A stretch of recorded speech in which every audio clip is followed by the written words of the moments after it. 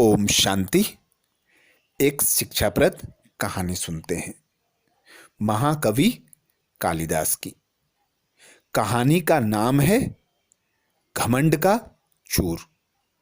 कालिदास ऐसे ज्ञानी, शास्त्रों में निपुण, महान, प्रख्यात महाकवि थे जिन्हें शास्त्रार्थ में कोई भी पराजित नहीं कर पाता था।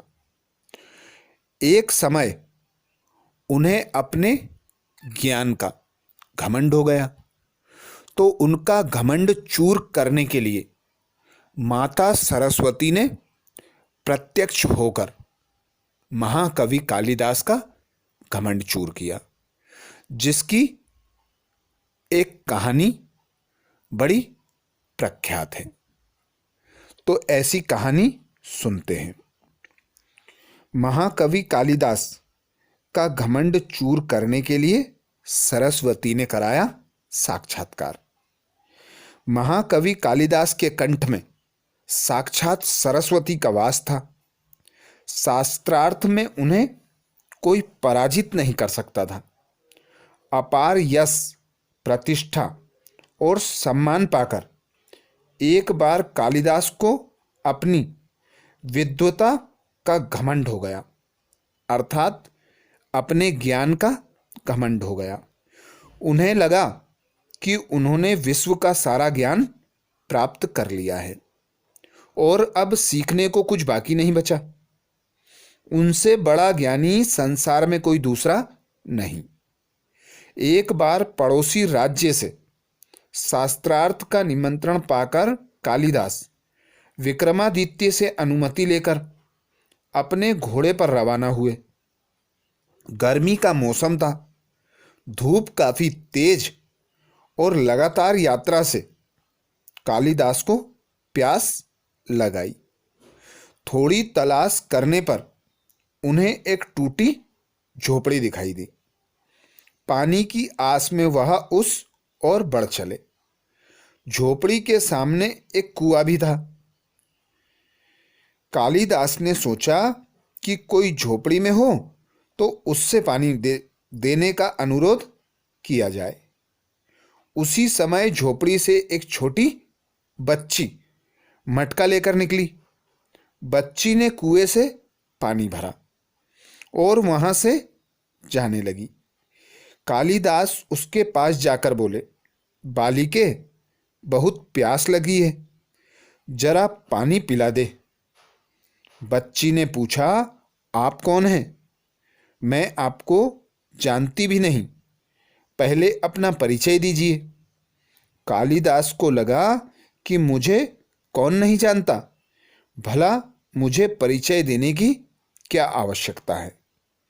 फिर भी प्यास से बेहाल थे तो बोले, बालिके, अभी तुम छोटी हो, इसलिए मुझे नहीं जानती। घर में कोई बड़ा हो उसको भेजो, वह मुझे देखते ही पहचान लेगा। मेरा बहुत नाम और सम्मान है, दूर दूर तक मैं बहुत प्रचलित हूँ, मैं बहुत विद्वान व्यक्ति हूँ। कालिदास के बड़बोलेपन और घमंड भरे वचनों से अप्रभावित बालिका बोली, आप असत्य कह रहे हैं। संसार में सिर्फ दो ही बलवान हैं और उन दोनों बलवानों को मैं जानती हूं। अपनी प्यास बुझाना चाहते हो तो उन दोनों का नाम बताओ। थोड़ा सोचकर कालिदास बोले, मुझे नहीं पता, तुम ही बता दो, मगर मुझे पानी पिला दो, मेरा गला सूख रहा है। बालिका बोली, बलवान दो हैं, अन्न और जल। भूख और प्यास में इतनी शक्ति है कि बड़े से बड़े बलवान को भी झुका दे। देखिए, प्यास ने आपकी क्या हालत बना दी है। कालिदास चकित रह गए। लड़की का तर्क अकाट्य था। बड़े बड़े विद्वानों को पराजित कर चुके कालिदास एक बच्ची के सामने निरुत्तर खड़े थे। बालिका ने पुनः पूछा, सत्य बताएं, कौन है? कौन है आप? वह चलने की तैयारी में थी। कालिदास थोड़ा नम्र होकर बोले, बालिके, मैं बटोही हूं। मुस्कुराते हुए बच्ची बोली, आप अभी भी झूठ बोल रहे हैं। संसार में दो ही बटोही हैं, उन दोनों को मैं जानती हूं। बताइए, वे दोनों कौन हैं?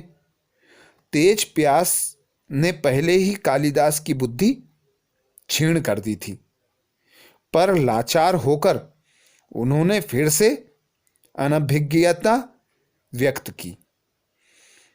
बच्ची बोली, आप स्वयं को बड़ा विद्वान बता रहे थे और यह भी नहीं जानते एक स्थान से दूसरे स्थान तक बिना थके जाने वाला बटोही कहलाता है। बटोही दो ही हैं, एक चंद्रमा, दूसरा सूर्य, जो बिना थके चलते रहते हैं। आप तो थक गए, भूख प्यास से बेदम हैं, आप कैसे बटोही हो सकते हो?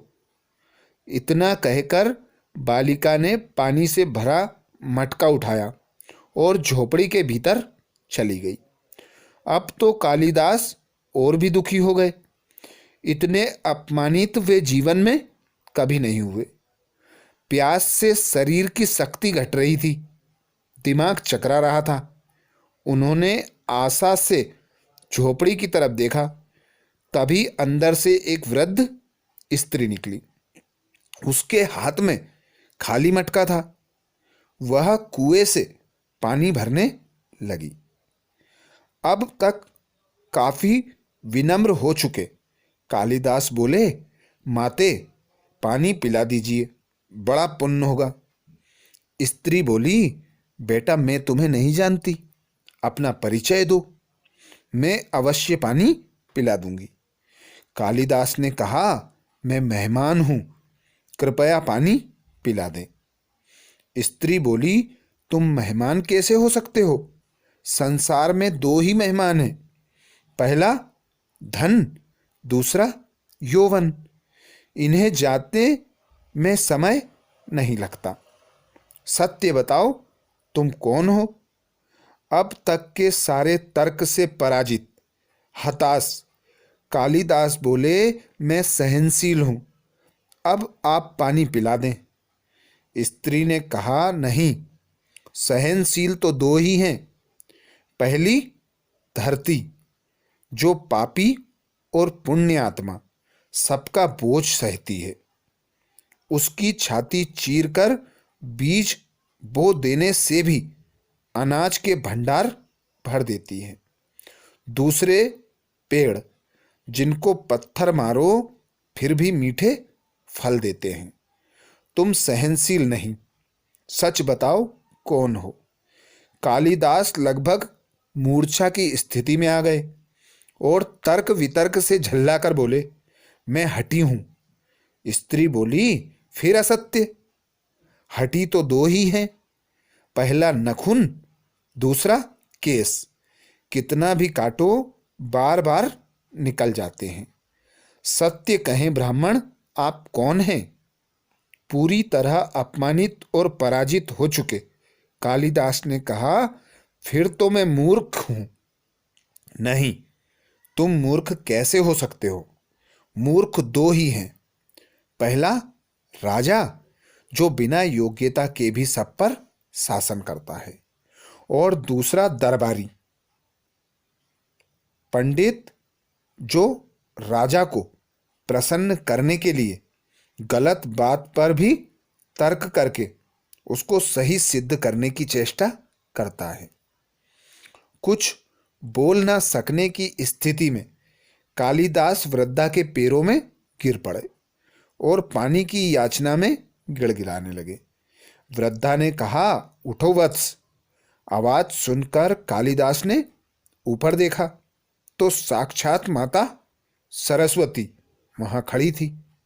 कालिदास पुनः नतमस्तक हो गए। माता ने कहा, शिक्षा से ज्ञान आता है, ना कि अहंकार। तूने शिक्षा के बल पर प्राप्त मान और प्रतिष्ठा को ही अपनी उपलब्धि मान लिया। और अहंकार कर बैठा। इसलिए मुझे तुम्हारे चक्षु खोलने के लिए ये स्वांग रचना पड़ा। कालिदास को अपनी गलती समझ में आ गई और भरपेट पानी पीकर वे आगे चल पड़े। इस कहानी से हमें यह शिक्षा मिलती है कि हमें कभी भी अपने ज्ञान का घमंड अर्थात अहंकार नहीं करना चाहिए और दूसरे के ज्ञान को भी कमतर नहीं आंकना चाहिए, क्योंकि ज्ञान का घमंड कभी ज्ञानी नहीं करते। ज्ञानी सदा विनम्र होते हैं, निर्मांचित होते हैं। वे सदा सभी के आगे नतमस्तक रहते हैं। वही नतमस्तक होना दूसरों को उनके आगे नतमस्तक बना देता है। तो इस कहानी से हमें यही शिक्षा धारण करनी चाहिए कि कभी भी पैसे का, उम्र का, ज्ञान का घमंड ना करें, क्योंकि ये चीज़ें जितना हम इन्हें गलत यूज करेंगे उतना हमारे लिए नुकसानदायक साबित होंगी। तो ऐसी और शिक्षाप्रद कहानियों के लिए चैनल को सब्सक्राइब करें। कहानी अच्छी लगी उसे लाइक करें, शेयर करें और कुछ कमेंट्स हमारे लिए आप देना चाहते हैं तो ज़रूर दें। अच्छा, ओम शांति।